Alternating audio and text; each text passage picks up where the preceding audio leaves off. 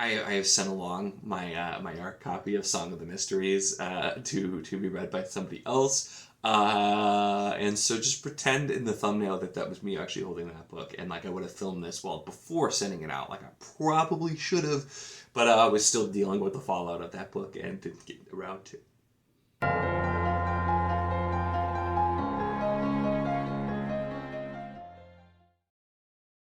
Hello and welcome to my channel. In this video, I'm going to be going through in a non-spoiler fashion, I will note, which is going to be interesting and difficult, but I think I can manage. And just talking through my experience with each book in the Wars of Light and Shadow series by Jandy Wirtz, which is just a phenomenal series. It's my new #1 series of all time.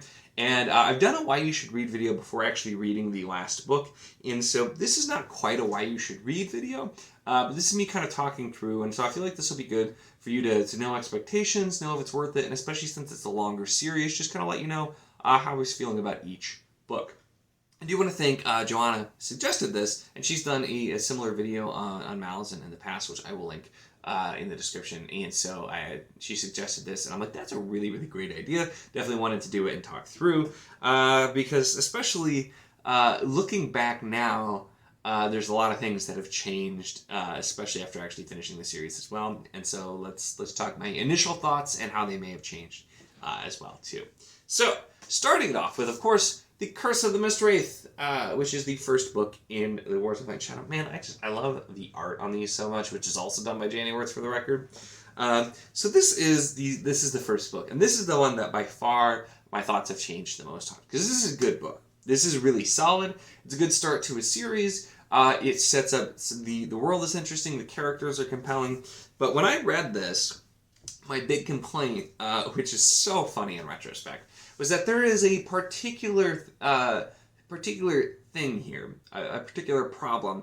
It feels like it gets resolved way too easily, and I'm just like, is that really it? We're done. We're moving on to other stuff, and so I was just like, okay, that seems kind of weird. So between that and then the setup of some other things that happened, it just made it feel very small.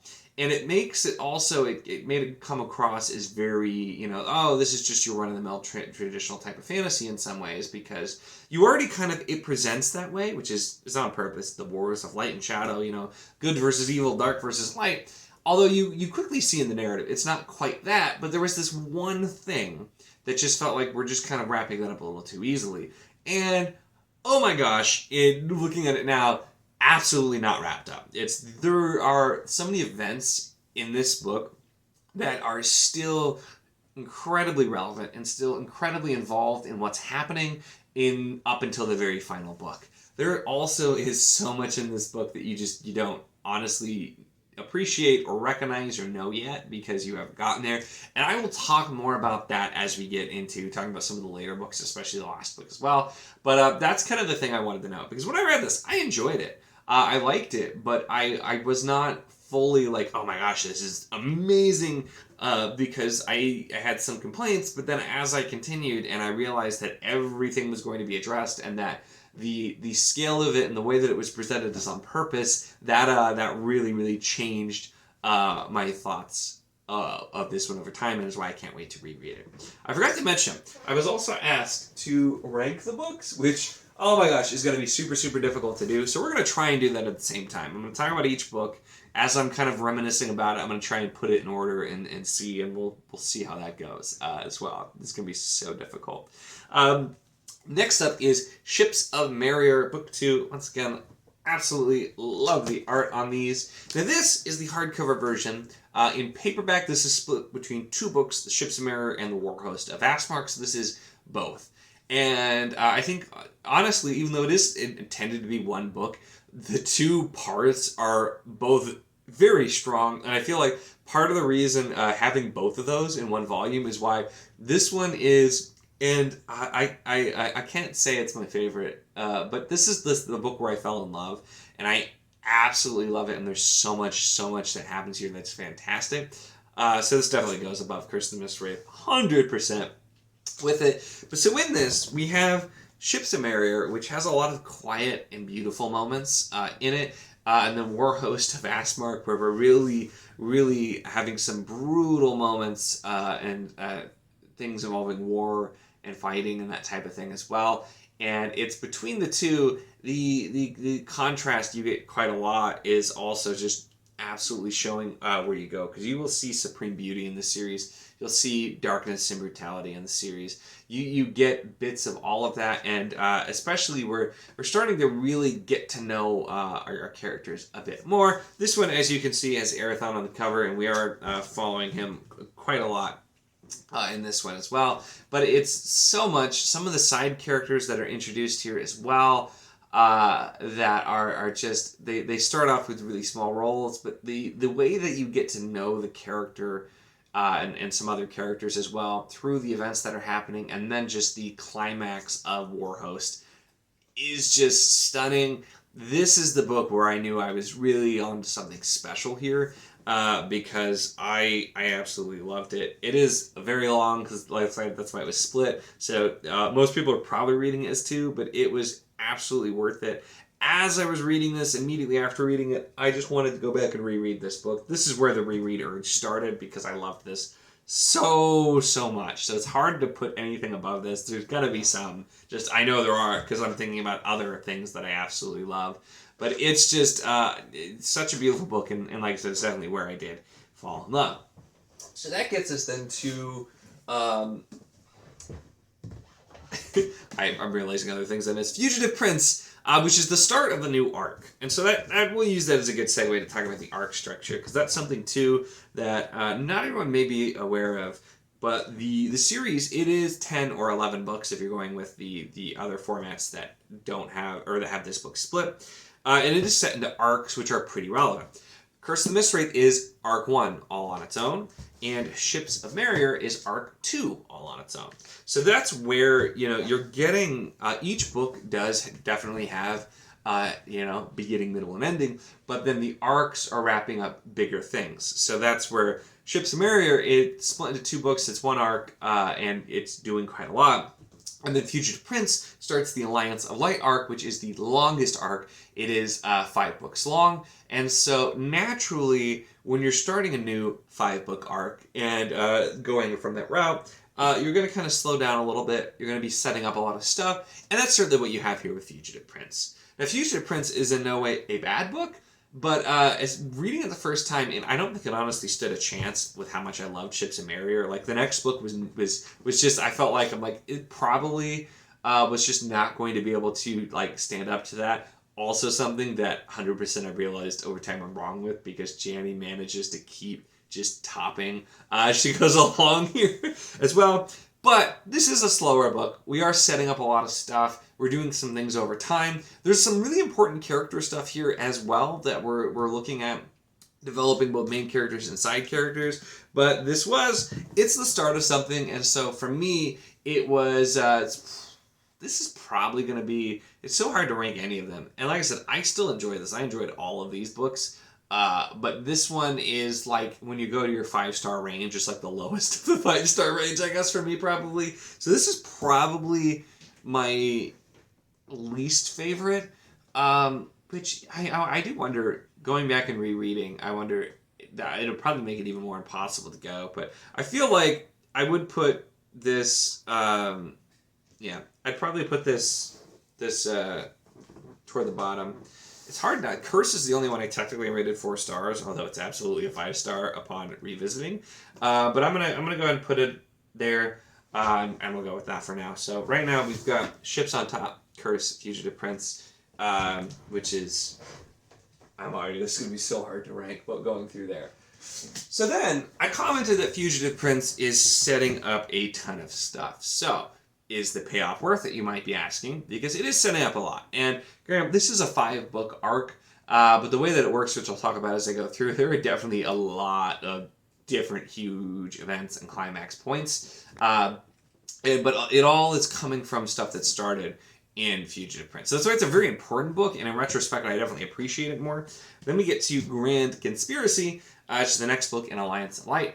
And Grand Conspiracy is exactly what it sounds like. There is so much more that's being set up here, but we also see the culmination of a lot of events in this book as well. So this is a book also, which I gotta keep showing off the art because I love the art of these. This book is, we're seeing a lot of threads that have been going since the beginning of the series, and a lot more that was set up in Fugitive Prince, and we're seeing where all these events go, and so we get a pretty big crescendo. And so this is right off the bat. Grand Conspiracy, I feel like, makes a lot of stuff, the Fugitive Prince, it like builds off of that, shows you, oh my gosh, there's so much more to go. And so it's one where you really, really start to also get the bigger picture, because there's a lot going on. And this one, we're focusing a little bit less on Arathon overall in this book. He's my favorite character, by the way, which is why I'm talking about how much Arathon's in the books, because that's definitely something that I think about. So we have a little bit less of him because we're really doing so much. We're seeing more parts of the world, and we're really starting to set up the big picture. This is the book where some pretty big things start to be revealed. And I very much say start, because there's a slow reveal and a slow expansion of what we know, but there's so much here that you're starting to see and get to know a little bit more of, and get more opaque hints and little glances at what's going on, culminating with some huge events happening. So I think I'm going to put this below Ships of Merrier, but above the other two, because really, really great book with a ton going on. And leading into Peril's Gate. So this is the midpoint. This is the midpoint of this arc, and this is the first, I'd say, like, just absolutely huge, pivotal moment in this series, even though it's coming at the midpoint of an arc. So if you were worried, as I was talking, with it being a 5-book arc, the first one being a lot of setup, like I said, book 2 has a ton of payoff. And then this book, Peril's Gate, is where we kind of shift and focus a little bit more on Arathon again. But there's just so much going on, and this is also the book where it starts to really, really show you more that you didn't necessarily know at the beginning. You start to see a little bit more of events. You start to get some more context, and this is the first time that you really see what's to come. In a lot of ways, it really gives you the first great example of we're gonna go back and we're gonna add context. We're gonna show so many things. It does it in such a beautiful and amazing way. This is also a longer one for good reason, and this is kind of I feel like I say a pivotal moment, because this is kind of where we're like, okay, we had the first book that kind of set up the premise. We had book 2 where we really get to know the characters. We have some huge moments, and then we're starting this new arc. We've seen this grand conspiracy happen. Now we're at Peril's Gate. I love that I can use the titles to give you a feeling. So it's like things have really hit the fan here. But this is where we're like putting everything on the table, so to speak, and we're just ready to go. This book is just absolutely beautiful. There's so many things here that just so amazing, and so many powerful scenes. And it's really where you see, because despite the fact that we do get lots of additional world building and other things here and amazing things, it's the way that we so deeply focus on the characters, and not just Arathon either. We get some just amazingly powerful character moments for some main characters, from some side characters, none of which I can get into without spoilers, but the way we get these character interactions, and also through the way that the book is written, allowing us to really get some more deep dive into character, is just absolutely beautiful.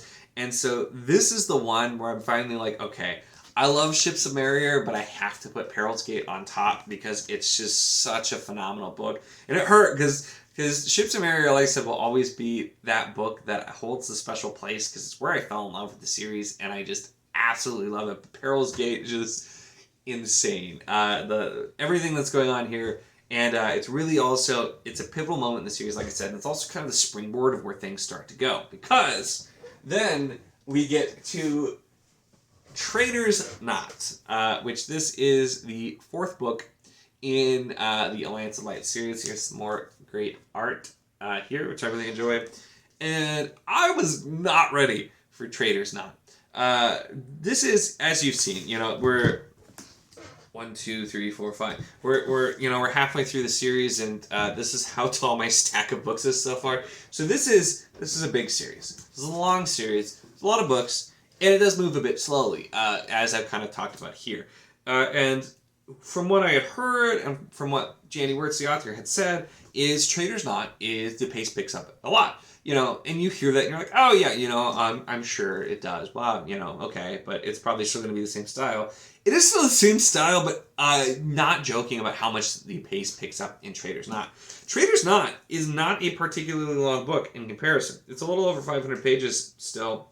But you just like, this reads like it's like a 300-page book because there's just so much happening. It's happening so quickly, and it is just an absolute crazy amount of things happening, things being revealed. This is a book too where there were some details that were revealed that my immediate gut reaction was, where did that come from? That came out of nowhere. But then I start spiraling, going down the rabbit holes. I'm like, oh my gosh, all of these little things. That was what this was. That was happening right in front of my eyes here. So some other things like that come up, once again, that have been around, that have been there for you to see, but just you didn't always know it was there until it's made a little bit more evident, until you really thought about it. And so it's so much happening. This is also a very self-contained book, whereas there's still a lot being set up for the future and building on the past books, but we're really looking at a specific plot line here and getting that wrapped up. So this is a really,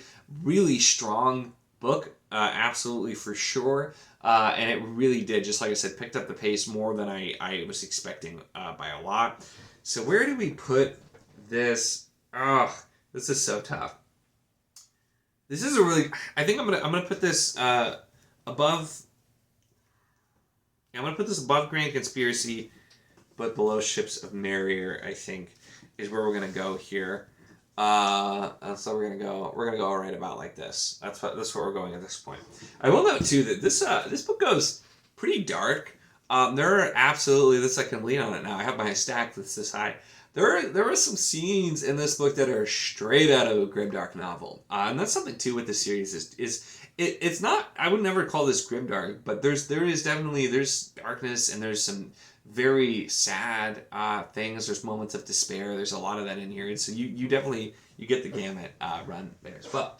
So then we are on. Oh, I have a bigger size. So happy about Storm Fortress. Now this is the final book in the Alliance of Light, which is Arc 3, and this is a book too that we've gone. Like I said, when you have the arc structure, you always get a little bit more of an air of finality at the end of an arc. It's not just wrapping up that book, it's wrapping up the arc. And this obviously is wrapping up the longest arc. It's 5 books in total.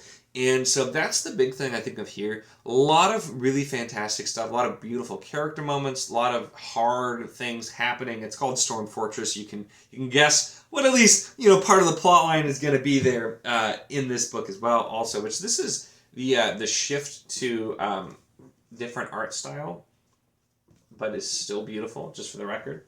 So that's a big shift here. But also, the big thing that stands out here is just, it really did feel like, despite the fact that there is so much more to come, and that there was so much more to explore, this felt almost like the end of a series. Because that's how strong of an ending the book has, and ending this arc, there was just so much happening in this arc that reading this book, it wraps up so much really, really nicely. It felt almost like the end of the series, and I feel like, especially thinking back after finishing the whole thing, realizing how important that is, moving on, kind of like completing this arc, even though there's a lot more to it, and then moving on to the next arc, I feel like was really important and great. And this is where the rating also gets just, I feel like, impossible, because if you notice the theme yet, books that are the end to an arc, and then Ships of Merrier being both the start and end of the arc, are just the ones that are so hard to top and to rate things above because they're just so fantastic.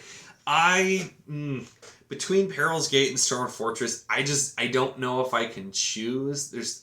I think I'm gonna put this on top here, but I'm gonna call this like a tie between Storm Fortress and Peril's Gate, with Ships of Merrier almost making it a 3-way tie, because I just still love that book so much. But just the events here finally getting so much happening. It's so tense. It's also still, the pace is moving really quickly here, and will for the rest of the series too. Like, that is no lie, no joke. The series the pace picks up, because that's how important Peril's Gate was. Everything's there, everything's set up, everything's ready to go now, and now we're just rolling from here. So really, really fantastic book. All right, so we're then nearing the end here, where we get into Arc 4, which Arc 4 starts with Initiate's Trial. And this one's again the kind of the different art style here as well. Initiate's Trial is the start of the 4th arc. And so, like I said, the arcs do have their own kind of structure in there. And this is we're really going in, and we are obviously continuing the story, but we're starting with some things kind of fresh. We're starting some new stuff here as well, which once again I feel like for me works really well, because Storm Fortress felt like such an ending. And so the way that this one starts out is not quite what you'd probably expect, and not quite what I expected, but I just immediately really just found myself sucked in right away. And I was honestly kind of wondering, because I'm like, after Storm Fortress, I'm like, am I going to have like a super bad like book hangover and not be able to continue right away? But I think the way that Words wrote this book is perfect, because it starts off in a way that kind of just like, pulls you back in, but gives you some time to, still reflect on everything that happened. Especially for me, I ended up binging these. I think after Peril's Gate. I think this is when I decided to binge the rest of them and read them all in a row. And so because of that, that's where I'm just yeah, I really appreciated the way this was done. It pulled me back in, it introduced some new stuff, and also continues to expand on everything that happened. Has some really heartbreaking parts and moments here, and we get some new characters in this book as well that I just was shocked at how quickly I loved and cared so much for these characters, which is something Jamie Wirtz is fantastic at doing. I've said that a few times, where like there's a side character that's introduced and like I love them, or sometimes that I'm not a fan of, but I grow to care or understand about as well too. Which, like I said, can't get into a lot of detail there. But so this was a really great start to the 4th arc, penultimate arc, and also I think was the perfect way to continue on from Storm Fortress for me. I know this is one too where it's one that some people might not be a huge fan of the way it starts, because of some bold stuff that happens, which I cannot get into any more detail. It's about as specific as I can get here. But I think honestly, with thinking about it, especially in retrospect, I think it works so well. And I was enjoying it so much that I just didn't have issues with it. Then we get to Destiny's Conflict. So this is I don't have song. This is the second book in Arc 4, and is the technically 10th. I was gonna say these hardcovers are actually numbered, with assuming that book 2 was split. So the 10th book, here we have Destiny's Conflict. Also, there's some good art here as well. And this book, this is another one where obviously we know we had the last arc, which Song of the Mysteries is Arc 5 all on its own, for good reasons. It's its own arc. But Destiny's Conflict is another one where it is a hugely pivotal book. There is so much that happens. There were some huge moments. There are some things that we've been waiting to get to see more of, to see behind the veil, and some more details since the very beginning. Things that have been mentioned in the early books, but we never got to see fully fleshed out because we weren't there yet. And so there's so much that happens, and it is just a lot of really, really big things that hit in the emotional points, bits of action, bits of other things, and it is just another one where it does a fantastic job. Oh, this arc is called The Sword of Cannon, by the way, which I don't think I actually said. But it does a really fantastic job, which is bringing so many things up. And then this one is, although we do have a very strong end here to this arc as well, it also is doing some things that is very clearly getting us ready and setting up some more stuff to happen in the final book as well. So this one, although it's still like it very much has this ending and a strong ending, there's so much more to happen that you're just like, I want to know what's going to be happening there. I don't know. I very pointedly haven't put these anywhere in the ranking yet because I don't know. This is getting so hard to rank these books now, and I'm struggling a little bit. So, okay, Destiny's Conflict is going to go above Initiate's Trial. I think I'm just going to place them both in the same spot because this is so difficult. So, I don't know that I can put these above Ships of Mary, Peril's Gate, and Storm Fortress. even though maybe I should. But I'm going to go ahead. I'm going to put them... I feel like that's just the... it's hard to get above Ships of Bear. So I'm going to put them just below Ships and just above Trader's Knot is what we're going to go with. So here's our stack that's getting very unwieldy at this point. There we are. No books are harmed. This is a big stack. And then we get finally to... Yeah, that's fully on camera now. Then we get finally to... I'm just going to move this. Song of the Mysteries. Song of the Mysteries is the final book, so book 10 or book 11 technically if you look at the split. And I have just, even though I didn't have a terribly long wait for it, I don't know that I've ever been anticipating a book as much as Song of the Mysteries. The only thing that probably comes close was A Memory of Light when Wheel of Time was being finished that I've been reading for years and years. And Song of the Mysteries is just, I don't feel like you can possibly be prepared for it because it is a huge book, and that's what I'll say. It's like an 800-page book, and yet the pace, the tension, the pace, everything about it, just phenomenal. It starts going immediately. You have huge events, and you have climaxes during, and then it doesn't just go climax and huge falling action. It's climax, and then we go down a little bit. We lower the tension a little bit. Has some other moments leading up to other climaxes, other big things. This is the book that is taking every book before it and just elevating it in a huge way. And like I said, I'd talk more about it, is Curse of the Mystery especially.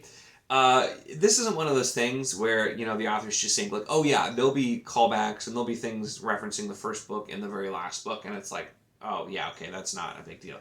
No. The amount of things that we're still finding out and getting more context around and just seeing in this final book that are hugely change your perspective of what happened in the first book, and in many of the subsequent books, just adding this extra details and context, the way that it is woven in such a fantastic way as well, so that you don't feel like you're getting an info dump, because you're not. You're having all these events happen, and then you're getting, some of it's just casually dropped little bombshells, which just... there were a couple of things just casually mentioned. I'm like, are you kidding me? And just amazing bits, all of these things that really show you as well that this was all very much planned. Janie Wirtz knew exactly what she was doing. She wrote these books with so much intentionality behind what was happening. I've heard her say that, you know, she used the exact words that were needed to tell this exact story, and it's just, I don't know how you can say that that's not true, especially as you go through and you start to see how some things were worded, happened intentionally, some scenes that didn't seem like they served much of a purpose or didn't seem like they were super important are insanely important. So it is a book that just, it really does circle back, it elevates all of the other books, it does so much, and it gives a very satisfying ending that you're not going to see everything that happens coming. You absolutely won't, because there's no way that you could but it all makes sense in retrospect is the thing too, is so, like, all of these things that just, like, I would have never seen coming, but it all makes such perfect sense because it has been so artfully, so masterfully crafted into this narrative. All of these pieces for so long, since the very first book. How can I not put this book on the very top of the stack? It has to be. I don't physically have one right now. How could it not be at the top? It just has to be, and it's you know, earns this place as the finish of an arc, and just an absolutely wonderful and amazing and phenomenal book, capstoning this series. It just. It's so satisfying. Like I said, it gave me a book hangover. I couldn't read for days after this, and I kind of had to force myself to because I had other stuff I needed to get to. But I was so satisfied. I enjoyed it so much, and yet it also just made me immediately want to go back and reread and start catching so many of these things and seeing how different the experience is after rereading. For me, reread value is a huge sell for a series because I really enjoy rereading, especially series that I love, and especially series that you can catch so much more.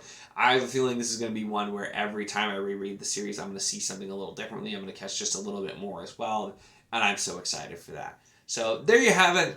That is my experience with each book in the Words of Light and Shadow series. I hope this was interesting and or helpful in kind of telling you what to expect with the series, and also letting you know that it is 100% worth it. It's worth the time for a long series. The payoff's 100% worth it.